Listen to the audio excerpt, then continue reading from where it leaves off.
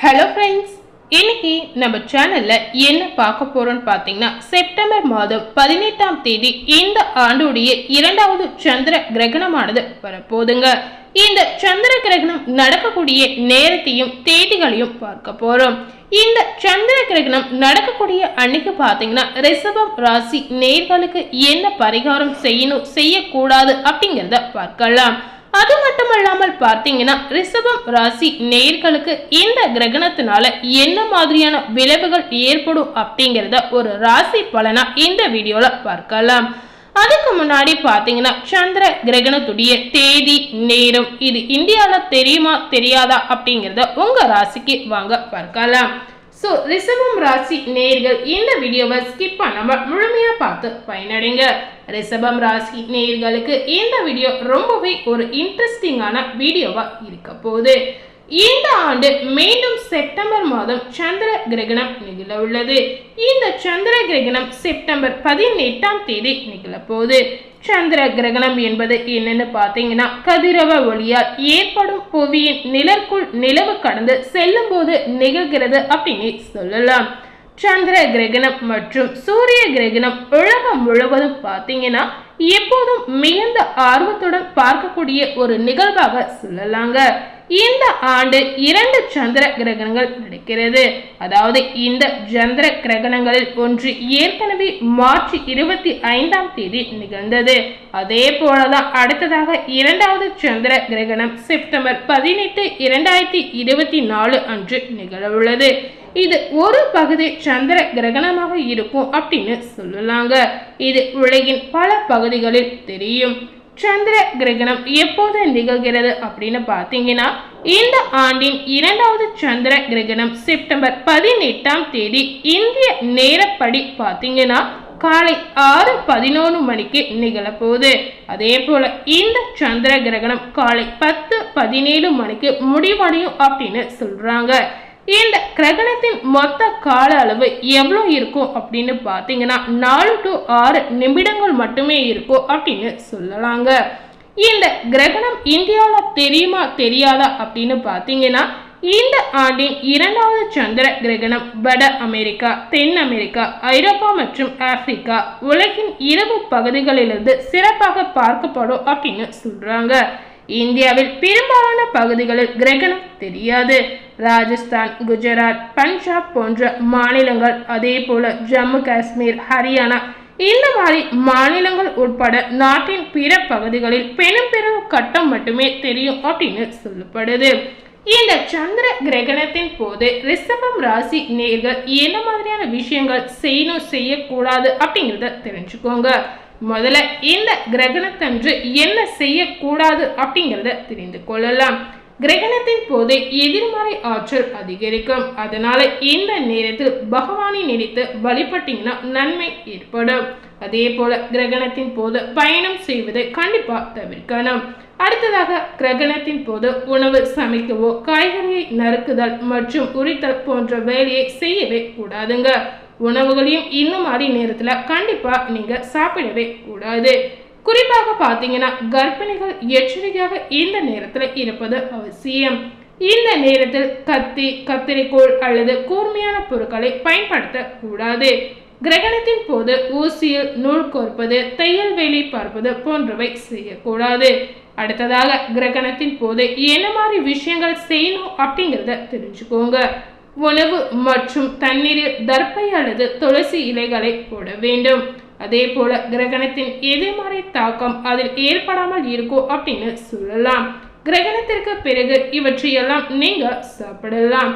கிரகண காலத்தில் ஸ்தோத்திரங்கள் சொல்லி வழிபட்டு வந்தீங்கன்னா உங்களுக்கு கிடைக்கக்கூடிய பலன்கள் பன்மடங்காக கிடைக்கும் அப்படின்னு சொல்லலாம்.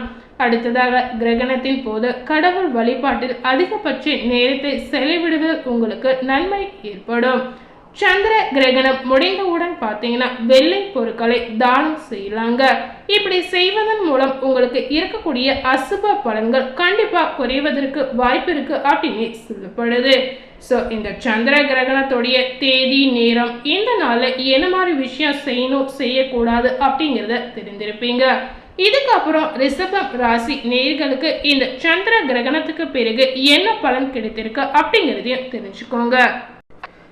ரிஷபம் ராசி நேயர்களுக்கு இந்த சந்திர கிரகணத்துக்கு பிறகு என்ன மாற்றங்கள் நடக்க போகுது அப்படிங்கிறத பார்க்கலாம்.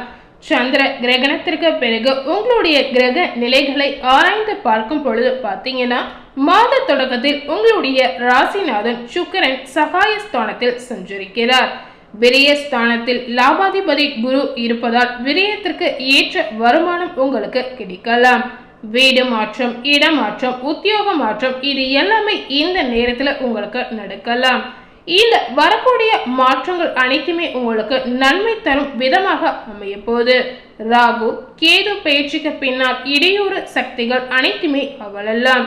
அதே போல இந்த சந்திர கிரகணத்துக்கு பிறகு ரிஷபம் ராசி நேயர்களுக்கு இனிய சம்பவங்கள் ஏராளமாக நடைபெறும் அப்படின்னு சொல்லப்படுது. இந்த சந்திர கிரகணத்துக்கு பிறகு பார்த்தீங்கன்னா, புரட்டாசி மாதம் 10ஆம் தேதி கன்னி ராசியில் புதன் வக்ரம் பெறுகிறார். அதே நேரத்தில் அந்த வீடு புதனுக்கு உச்ச வீடாக இருக்க போகுது. அதே போல தன பஞ்சம அதிபதியான புதன் உச்சம் பெறும் பொழுது பண புழக்கத்துக்கு உங்களுக்கு குறைவே இருக்காது அப்படின்னு சொல்லலாம். பூர்வீக சொத்துக்களால் லாபம் ஏற்படும். பிள்ளைகளின் வழியில் இதுவரை தாமதப்பட்ட காரியங்கள் இனி ஒவ்வொன்றாக நடைபெறும். சில்லறை கடன்களை கொடுத்து மகிழ்வீர்கள். உறவினர்களின் ஒத்துழைப்பு உங்களுக்கு திருப்தியை தரலாம். புரட்டாசி 17ஆம் தேதி இந்த சந்திர கிரகணத்துக்கு பிறகு துலாம் ராசிக்கு செவ்வாய் வருகிறார். சப்தம விரையாதிபதியான செவ்வாய் 6ஆம் இடத்திற்கு வரும் பொழுது வாழ்க்கை துணை வழியை எடுத்த சில முயற்சிகளில் வெற்றிகள் கிடைக்கலாம். வேலை அல்லது தொழில் சம்பந்தமாக செய்யும் முயற்சிகள் கைகூடும். வாங்கிய இடத்தை விற்க முடியவில்லையே, அதே போல வாங்கிய இடத்தில் வீடு கட்ட முடியவில்லையே என்ற எண்ணம் பார்த்தீங்கன்னா அனைத்துமே ஈடேறும் அப்படின்னு சொல்லப்படுது. அதாவது இந்த மாதிரி நினைத்து வருத்தப்பட்டவர்களுக்கு இப்பொழுது பார்த்தீங்கன்னா சொத்து சம்பந்தமாக எடுத்த முயற்சிகளில் அனுகூலம் கிடைக்கலாம். உடன் பிறப்புகள் உங்களுக்கு உறுதுணையாக விளங்குவர். செவ்வாய் விராதிபதியாகவும் விளங்குவதால் ஒரு சில நல்ல காரியங்களுக்காக செலவிடும் சூழல் ஏற்படும். இந்த சந்திர கிரகணத்துக்கு பிறகு புரட்டாசி 28ஆம் தேதி துலாம் ராசிக்கு புதன் வருகிறார். உங்கள் ராசிக்கு 2, 5 ஆகிய இடங்களுக்கு அதிபதியாக இருக்கிறார் புதன் பகவான். அவர் மறைவிடத்திற்கு வருகிறாரோ என்று நீங்கள் நினைக்கவே கூடாது. மறைந்த புதனால் நிறைந்த தன லாபம் உங்களுக்கு ஏற்படலாம். அதே போல ரிஷபம் ராசி நேயர்களுக்கு இந்த நேரத்தில் பார்த்தீங்கன்னா பொருளாதார நிலை கண்டிப்பா உயரலாம். எதை எந்த நேரத்தில் செய்ய வேண்டும் என்று நினைத்தீர்களோ அதை அந்த நேரத்தில் செய்ய முடிக்க கண்டிப்பா உங்களால முடியுங்க. திட்டமிட்ட காரியங்கள் அனைத்துமே இந்த நேரத்தில் ரிஷபம் ராசி நேயர்களுக்கு திட்டமிட்டபடி நடைபெறும். பொது வாழ்வில் உள்ளவர்களுக்கு பார்த்தீங்கன்னா புகழ் கூடலாம். வியாபாரம் தொழில் செய்பவர்களுக்கு எதிர்பார்த்த லாபம் கிடைக்க போது. உத்தியோகத்தில் உள்ளவர்களுக்கு உயர் பதவிகள் கிடைக்கலாம். கலைஞர்களுக்கு பார்த்தீங்கன்னா புதிய ஒப்பந்தங்கள் வந்து சேரும். மாணவ மாணவிகளுக்கு எதிர்பார்த்த வெற்றிகள் கிடைக்க போது. பெண்களுக்கு குடும்ப ஒற்றுமை பலப்படும். விலகி சென்ற சொந்தங்கள் விரும்பி வந்தினக்கூடிய வாய்ப்புகள் நிறைந்திருக்கு அப்படின்னு சொல்லலாம். பொருளாதாரத்தில் நிறைவு ஏற்படும். சுப காரிய முயற்சி பார்த்தீங்கன்னா அனைத்துமே கைகூடி வரக்கூடிய வாய்ப்புகள் நிறைந்திருக்கு. ரிஷப ராசி நேயர்களுக்கு என்ன மாதிரியான பலன் கிடைத்திருக்கு அப்படிங்கிறத தெரிஞ்சிருப்பீங்க. அதே போல உங்களுக்கான அதிர்ஷ்ட தினங்கள் பார்த்தீங்கன்னா செப்டம்பர் 25, 26, 29 மற்றும் 30. அக்டோபர் மாதத்தில் உங்களுக்கான அதிர்ஷ்ட தினங்கள் பார்த்தீங்கன்னா 6, 7, 11 மற்றும் 12. உங்களுக்கான அதிர்ஷ்ட வண்ணம் பார்த்தீங்கன்னா ஆனந்த நீலம்.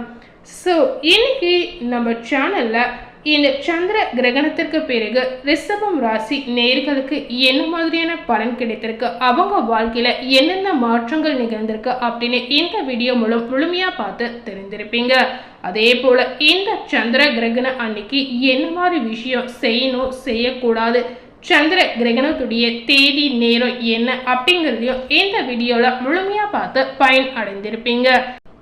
இந்த வீடியோவை நீங்க பார்த்து பயனடைந்த மாதிரி உங்க ஃப்ரெண்ட்ஸ் அண்ட் ஃபேமிலி பார்த்து பயனடையணும்னு நினைச்சீங்கன்னா இந்த வீடியோவை உங்க ஃப்ரெண்ட்ஸ் அண்ட் ஃபேமிலிக்கு லைக் பண்ணி ஷேர் பண்ணுங்க. மேலும் இது போல ஒரு புதிய தகவலை தெரிந்து கொள்ளணும்னு நினைத்தீங்கன்னா மறக்காம நம்ம சேனலை சப்ஸ்கிரைப் பண்ணுங்க. அதே போல பக்கத்துல இருக்கக்கூடிய பெல் பட்டனையும் மறக்காம கிளிக் பண்ணிடுங்க. அப்பதான் நம்ம சேனல்ல போடக்கூடிய எல்லா அப்டேட்டான வீடியோக்களும் நீங்க உடனுக்குடன் தெரிந்து கொள்ள முடியும். அதனால மறக்காம சப்ஸ்கிரைப் பண்ணி பெல் பட்டனை பிரஸ் பண்ணுங்க. தேங்க்யூ.